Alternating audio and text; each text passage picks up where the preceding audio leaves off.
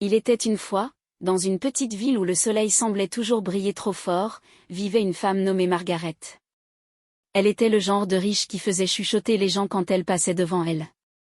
Ses vêtements brillaient comme une pièce de monnaie neuve, ses bijoux scintillaient comme des étoiles et sa maison était plus haute que toutes les autres.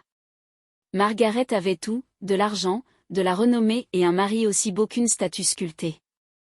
Cependant, il y a encore une chose qui a fait connaître Margaret dans toute la ville, son chien, Kido. Vous voyez, le cœur de Margaret était aussi froid que le vent d'Hamatan.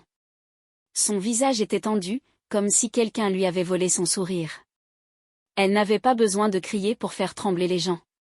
Son chien, Kido, a fait ça pour elle. Kido était un gros chien noir avec des yeux perçants comme des poignards et des griffes comme des lances. Il obéit à chaque parole de Margaret, prêt à attaquer tout ce qu'elle désignait. Dans sa maison, le silence était plus fort que le tonnerre.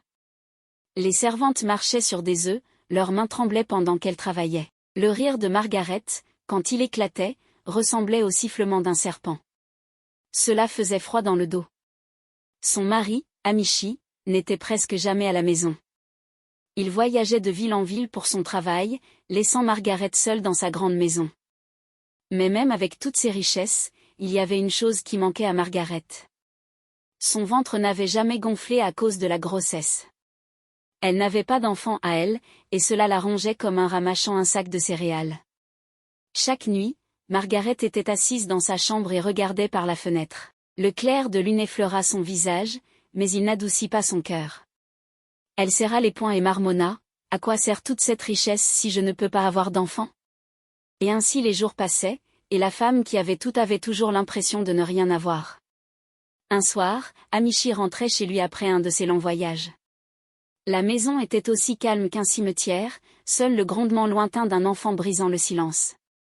Amishi était assise avec Margaret dans le grand salon, où les chaises étaient aussi brillantes que des miroirs. Il regarda sa femme, le visage tendu comme toujours, et dit doucement, « Margaret, nous avons besoin d'un enfant dans cette maison. » Les yeux de Margaret se plissèrent comme un faucon repérant une proie. « Une enfant » se moqua-t-elle. « Pourquoi ai-je besoin d'un enfant ?» Margaret, dit patiemment Amishi, « Tu es seule et je voyage toujours. » Un enfant apportera de la joie à cette maison, renifla Margaret. Joie. Un enfant n'apportera que du bruit et des ennuis. Mais Amishi n'a pas abandonné. Jour après jour, il lui parlait, la persuadant comme un fermier qui amène des chèvres têtues dans un enclos. Finalement, Margaret soupira lourdement et dit, « Très bien, allons-y, mais ne t'attends pas à ce que je joue le rôle de maman. » Le lendemain matin, ils se rendirent à l'orphelinat. Margaret se tenait raide près de la porte, tandis qu'Amishi se promenait en regardant les enfants. Puis ses yeux tombèrent sur une petite fille assise tranquillement dans un coin. Elle s'appelait Amarashi. Elle était douce comme une brise, avec des yeux grands et curieux comme un bébé cerf.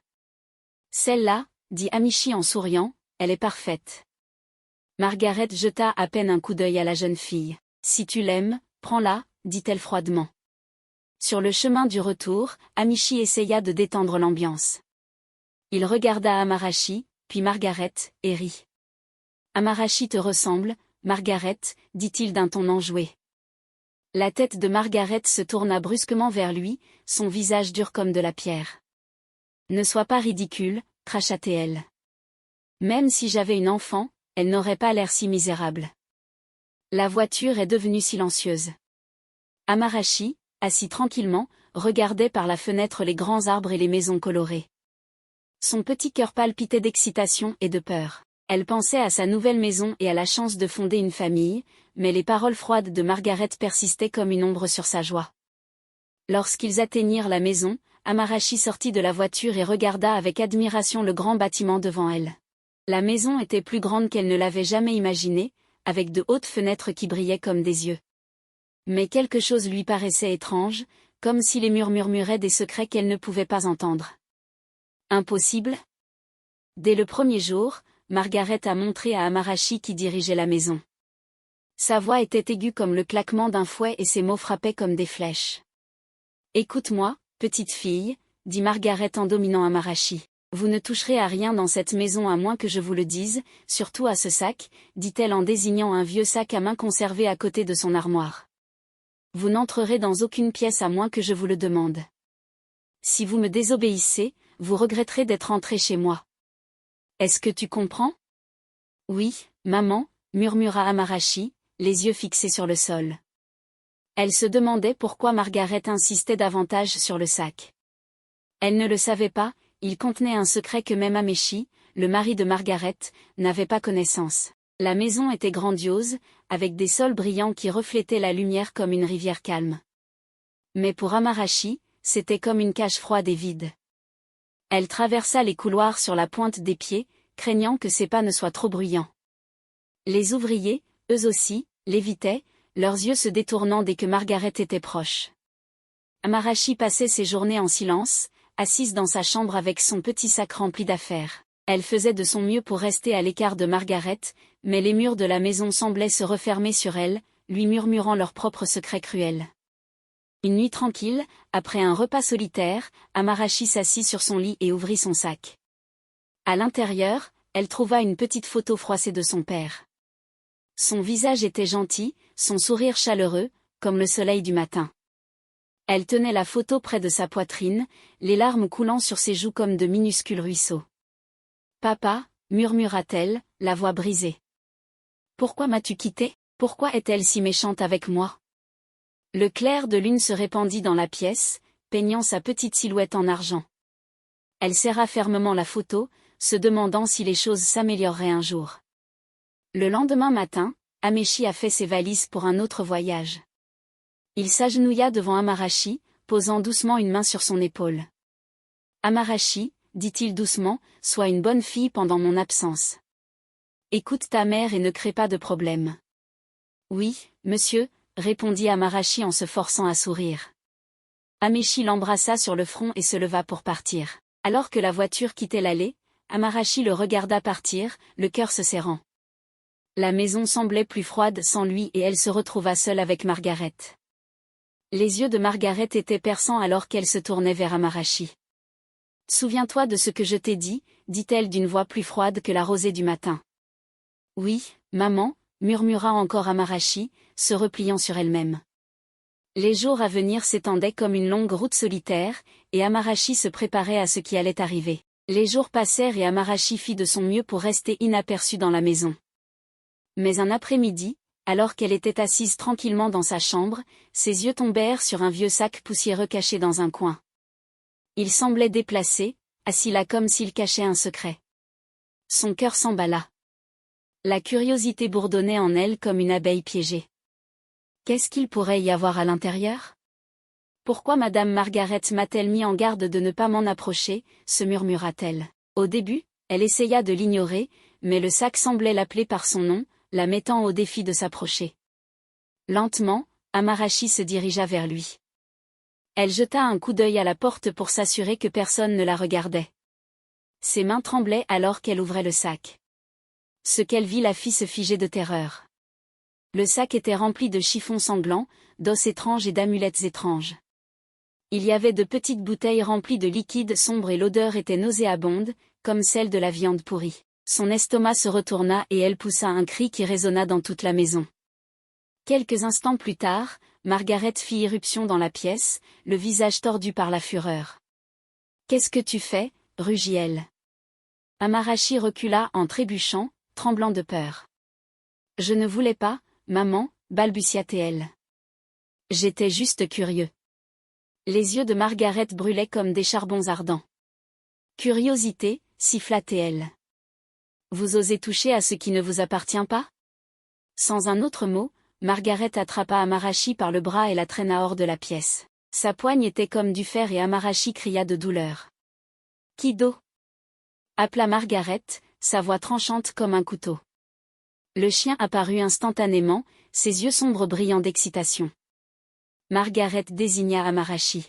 « Poursuivez-la » ordonna-t-elle. Le cœur d'Amarachi se serra. Elle s'est enfuie, ses jambes bougeant aussi vite qu'elle le pouvait, mais Kido était plus rapide. Le chien grogna et sauta sur elle, ses griffes lui déchirant la peau. Amarachi hurla de douleur alors qu'elle tombait au sol, son petit corps incapable de riposter. Le monde autour d'elle se brouilla alors que la douleur la consumait, le sang trempait ses vêtements et elle pouvait à peine bouger. À ce moment-là, le bruit d'un moteur de voiture rugit au loin. Amechi était de retour. Lorsqu'il sortit de la voiture, la vue devant lui glaça le sang. Amarachi gisait dans une mare de sang, sa petite silhouette tremblait alors que Kido se tenait au-dessus d'elle. « Amarachi » cria-t-il en se précipitant vers elle. Margaret resta figée, le visage pâle. Amechi a pris Amarachi dans ses bras et l'a porté à la voiture, sa voix tremblante alors qu'il aboyait des ordres au chauffeur, « Emmenez-nous à l'hôpital. » Maintenant, Margaret le suivait, le cœur battant. Pour la première fois, elle sentit le poids de ce qu'elle avait fait, mais ses mensonges étaient prêts, posés sur le bord de sa langue comme un poison attendant de se répandre. La voiture a hurlé dans le parking de l'hôpital tandis qu'Amechi sautait, tenant Amarachi près de sa poitrine. Son petit corps était mou, ses vêtements trempés de sang et sa respiration était douce et superficielle. « Au secours, que quelqu'un aide !» cria Amechi, sa voix craquant comme du bois sec dans le vent. Médecins et infirmières se sont précipités dehors, poussant une civière vers lui. Ils ont soigneusement déposé Amarachi, sa silhouette fragile paraissant encore plus petite sous les lumières vives de l'hôpital. Amechi le suivit de près, le visage trempé de sueur, le cœur battant comme un tambour. Margaret entra quelques instants plus tard, le visage pâle, les mains serrant fermement son sac à main. Quand Amechi se tourna vers elle, ses yeux étaient féroces. « Ce qui s'est passé ?» a-t-il demandé. Margaret se força à sourire, la voix tremblante. « Kido et Amarachi jouaient, » dit-elle rapidement. « J'étais en train de m'habiller quand j'ai entendu le bruit. Au moment où je suis sortie, cela était déjà arrivé. » Les yeux d'Amechi se plissèrent, mais il n'insista pas davantage. L'urgence de l'état d'Amarachi l'emportait sur tout le reste. Aux urgences, le médecin a examiné Amarachi. Son visage devint sérieux alors qu'il se tournait vers Amechi. « Elle a perdu beaucoup de sang, dit-il. Elle aura besoin d'une transfusion immédiatement. »« Prends mon sang, » dit Amechi sans hésitation. Le médecin hocha la tête et ordonna rapidement un test. Quelques minutes plus tard, il revint en secouant la tête. « Votre sang ne correspond pas au sien. » Le cœur d'Amechi se serra. « Que faisons-nous maintenant ?» demanda-t-il, le désespoir dans la voix. « Nous allons tester le sang de la mère, » dit le médecin en jetant un coup d'œil à Margaret. Les mains de Margaret tremblaient alors qu'elle tendait son bras à contre-séhure.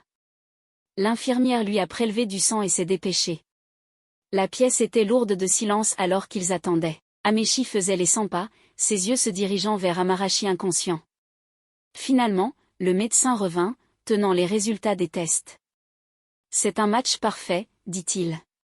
Le sang de sa mère correspond exactement. Margaret se figea, son visage vidé de ses couleurs. La tête d'Amechi se tourna vers elle, la confusion et l'incrédulité brillaient dans ses yeux. Le médecin regarda entre eux. « N'est-elle pas votre enfant biologique ?» demanda-t-il d'un ton prudent mais curieux. « Non », commença à dire Margaret, mais sa voix resta coincée dans sa gorge. Amechi s'approcha, sa voix basse et ferme. « Marguerite, que se passe-t-il ?» Margaret ne pouvait pas parler.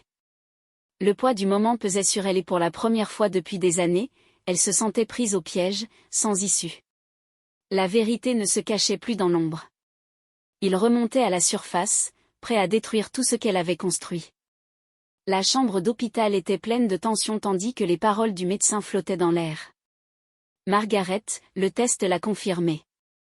Vous êtes la mère biologique d'Amarachi. » Le visage d'Amechi se tordit de confusion. « Margaret, » dit-il d'une voix tremblante. « De quoi parle-t-il ? Comment Amarachi peut-il être votre enfant ?» Margaret resta figée, ses lèvres tremblantes, son cœur battant comme le tonnerre dans sa poitrine.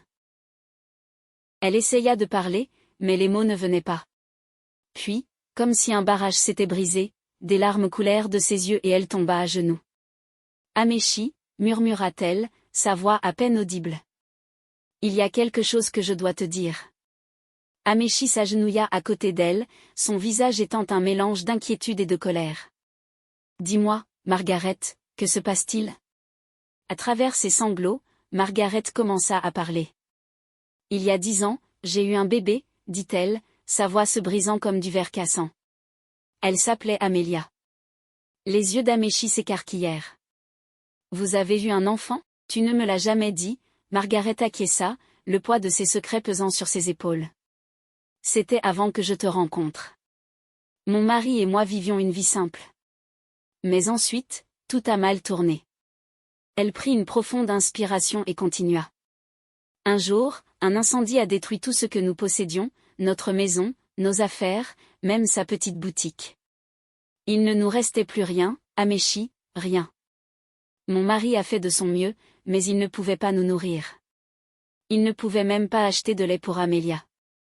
Moi, je ne pouvais plus vivre comme ça. Sa voix se brisa et elle se couvrit le visage de ses mains. Je suis partie, a-t-elle admis, ses paroles s'étalant comme une confession. J'ai quitté mon mari. J'ai quitté Amelia. Je ne pouvais pas supporter la faim, la honte. Je me suis dit que je reviendrais la chercher un jour, mais je ne l'ai jamais fait. Améchi la regardait, la mâchoire serrée, les poings serrés. Vous avez abandonné votre propre enfant? Dit-il d'une voix aiguë. Tu l'as laissé souffrir? Margaret hocha la tête, les larmes coulant sur son visage. Je ne savais pas quoi faire d'autre, murmura-t-elle. Je pensais qu'elle aurait de meilleures chances sans moi. Améchi se leva et se détourna, le dos raide. Et maintenant, ce même enfant est dans notre maison, souffrant sous vos mains. Réalisez-vous au moins ce que vous avez fait, Margaret? Margaret le regarda, le visage mouillé de larmes. Je ne connaissais pas Améchi. Je ne savais pas quelle était mon Amelia. Je ne l'ai pas reconnue. La voix d'Améchi était froide, comme il le disait. La matrone de l'orphelinat m'a dit qu'elle s'appelait Amelia. Elle a même dit qu'elle avait perdu son père quand elle avait 5 ans. Comment n'as-tu pas réussi à tout reconstituer? Le souffle de Margaret se coupa, sa culpabilité l'étouffant comme une lourde couverture. Elle ne trouvait pas les mots pour répondre. La vérité était désormais révélée et se trouve entre eux comme une lame tranchante. La déception d'Améchi était claire, gravée sur son visage comme une cicatrice. Il se tourna vers le médecin. Survivra-t-elle? Demanda-t-il d'une voix douce mais ferme. Le docteur hocha la tête. Avec la transfusion et le repos, elle se rétablira. Améchi soupira, ses épaules affaissées. C'est tout ce qui compte pour l'instant. Margaret était assise silencieusement sur le sol froid, écrasée par le poids de son passé. L'enfant qu'elle avait abandonné, l'enfant qu'elle avait blessé était juste devant elle, et elle ne pouvait plus fuir la vérité. La chambre d'hôpital était silencieuse, à l'exception du doux bip des machines. Le petit corps d'Améchi était immobile, enveloppé dans des bandages, mais ses doigts agrippaient fermement quelque chose. Alors qu'elle se réveillait, ses mains faibles tremblaient, s'accrochant à une image tachée de sang. Améchi se pencha plus près. « Amarachi, qu'est-ce que tu as dans la main ?» demanda-t-il doucement. La poigne d'Amarachi se resserra et ses lèvres bougèrent légèrement. « Papa » murmura-t-elle, sa voix à peine audible. Après quelques cajoleries, Améchi prit soigneusement la photo de ses mains. Lorsqu'il le regarda, son souffle se coupa. C'était une photo de mariage de Margaret et d'un homme qu'il ne reconnaissait pas, un homme qui ne pouvait être que son défunt mari. Les morceaux commençaient à se mettre en place, mais Améchi ne disait rien, le cœur lourd. Les yeux de Margaret se posèrent sur la photo et un halètement s'échappa de ses lèvres. Le souvenir qu'elle avait profondément enfoui revint comme une inondation. L'homme, le feu, la pauvreté et le bébé qu'elle avait abandonné, tout cela la frappa comme un coup. Des larmes coulaient sur son visage alors qu'elle murmurait « C'est la photo de mon mariage ». L'expression d'Améchi se durcit, son silence plus fort que les mots. Il serra Amarachi dans ses bras et jura de la protéger. Lorsque les médecins ont autorisé Amarachi à partir, Améchi l'a ramenée chez elle, gardant un œil vigilant sur Margaret. En arrivant à la maison, quelque chose de différent leur parut différent. Les ouvriers les accueillaient avec des yeux baissés et des mouvements précipités.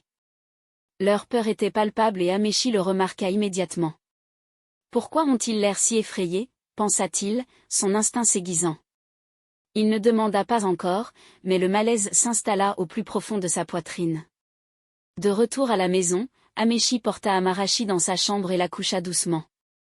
Le silence dans la maison était pesant, comme le calme avant la tempête. Mais alors qu'il traversait les couloirs, une étrange odeur attira son attention. Il suivit l'odeur jusqu'à une pièce dans laquelle il n'était jamais entré auparavant. Lorsqu'il ouvrit la porte, son sang se glaça. La vision qui s'offrait à lui ressemblait à un véritable cauchemar. Des mains coupées, des vêtements ensanglantés et des objets étranges étaient éparpillés sur le sol. L'air était chargé d'une odeur de pourriture et des taches sombres recouvraient les murs. Les ouvriers, qui avaient enduré en silence, ont vu la découverte d'Améchi et se sont enfuis terrorisés, leurs cris résonnant dans toute la maison. Améchi restait figé, son esprit luttant pour comprendre l'horreur qui l'attendait. Il entra en trombe dans le salon, où Margaret était assise, le visage pâle. « Marguerite !» rugit-il. « Qu'est-ce que c'est ?» Margaret trembla, sa voix tremblant alors qu'elle commençait à parler. « Je ne pouvais pas le contrôler, balbutia-t-elle. Quand quelqu'un me désobéissait, je le punissais. Les yeux d'Améchi s'écarquillèrent d'incrédulité. Vous les avez torturés? Vous les avez donnés à manger aux chiens? Margaret s'effondra, ses sanglots remplissant la pièce. J'étais en colère. J'étais amère. Mon passé. Il me hantait, et je m'en suis pris à eux. Le dégoût d'Améchi grandissait à chaque mot. Il a pris son téléphone et a appelé la police. « Venez immédiatement », dit-il d'une voix ferme. « Il y a un monstre dans ma maison. » Lorsque la police est arrivée, ils ont arrêté Margaret et emmené Kido. La femme autrefois fière, qui dirigeait sa maison avec peur, n'était plus que l'ombre d'elle-même. Améchi, dégoûté et navré, a vendu la maison dès le lendemain. Il a juré de recommencer, en construisant un foyer sûr et aimant pour Amarashi, libéré des ténèbres qui avaient hanté leur vie. La maison qui était autrefois un symbole du pouvoir et de la richesse de Margaret a été vendue, ses murs ne conservant que des souvenirs de douleur et de terreur. Améchi, déterminé à laisser le passé derrière lui, a construit une nouvelle vie pour lui et Amarashi dans une autre ville. Dans cette nouvelle maison, la lumière remplissait chaque recoin et les rires remplaçaient le silence. Améchi épousa bientôt une femme gentille et douce nommée Ugoshi. Son cœur était chaud comme le soleil du matin et elle traitait Amarashi comme sa propre fille. Peu de temps après, Ugoshi a donné naissance à des jumeaux, un garçon et une fille, apportant encore plus de joie à leur famille grandissante. Amarashi, complètement remise de son calvaire, s'épanouit dans cet environnement aimant. Elle a trouvé du réconfort dans les bras de sa nouvelle famille, qui la chérissait telle qu'elle était. Les cicatrices de son passé ont commencé à s'estomper à mesure qu'elle devenait plus forte et plus confiante. Au fil des années, Amarashi a décidé de quitter la ville pour poursuivre ses rêves et construire sa propre vie. Avec l'amour et la bénédiction d'Améchi et d'Ugoshi, elle a déménagé en ville, déterminée à laisser derrière elle les ombres de son enfance. Margaret, autrefois la femme la plus riche de la ville, est revenue après avoir purgé sa peine de prison, mais elle n'était plus la figure fière et imposante qu'elle était autrefois. Son corps était fragile, son visage creux et ses yeux portaient le poids de ses péchés. En parcourant les rues qu'elle dirigeait autrefois, elle implorait des armes, ses mains tremblantes alors qu'elle les tendait aux étrangers. Les habitants de la ville chuchotèrent en la voyant, leurs mots tranchants comme des lames. C'est Margaret, disait-il, la femme qui a laissé sa cupidité et sa cruauté tout détruire. Son cœur lui faisait mal à chaque pas, hanté par les souvenirs de ce qu'elle avait fait à ses servantes, à son mari et surtout à sa fille. Elle avait envie de voir Amarashi, de lui demander pardon et de la serrer dans ses bras une fois de plus. Mais lorsqu'elle a demandé autour d'elle, elle a appris qu'Amarashi avait quitté la ville depuis longtemps, déterminée à laisser derrière elle son passé douloureux. Les épaules de Margaret s'affaissaient sous le poids du regret. Elle réalisa qu'elle avait tout perdu, sa famille, sa richesse et sa dignité. Et maintenant, la personne qu'elle voulait le plus voir avait disparu. Assise au bord de la route, avec seulement les vêtements sur le dos et une coupe en guise de bras, Margaret a accepté son sort. Sa vie autrefois brillante était devenue poussière et la joie qu'elle avait recherchée si désespérément était perdue à jamais. Dans le calme de ses journées, se murmurait-elle, j'avais tout et j'ai tout gâché. Ainsi, Margaret a vécu le reste de sa vie dans le chagrin, portant le lourd fardeau de ses actes, sachant qu'elle avait détruit la seule chance de véritable bonheur qu'elle avait.